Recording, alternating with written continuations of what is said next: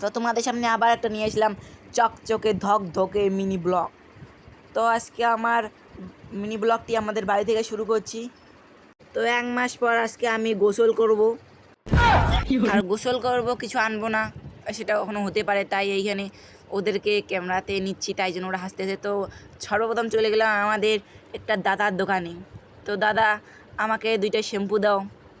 তো আমার গোসল করতে বেশি শ্যাম্পু লাগে না, তাই দাদার কাছ থেকে 2টাই শ্যাম্পু নিয়ে নিচ্ছি। তো দাদাটা আবার হাসতেছে, ভিডিও করছি তাই জন্য। তো এই দাদাকে যারা যারা চিনো তো কমেন্ট করো। তারপর আমাকে শ্যাম্পু 2টা দিয়ে দিল। আমি এখন বাড়ির দিকে চলে যাচ্ছি। তো এটাকে কে কে চিনো তোমরা কমেন্ট করো, যদি না চিনে থাকো তাও কমেন্ট করো, আমি বলে দেব। তো আমার সঙ্গে সঙ্গে আমি কেটিএমটাকে আজকে গোসল করাবো। তো গোসল করার জন্য নিয়ে যাচ্ছি আমাদের ঘর থেকে নিয়ে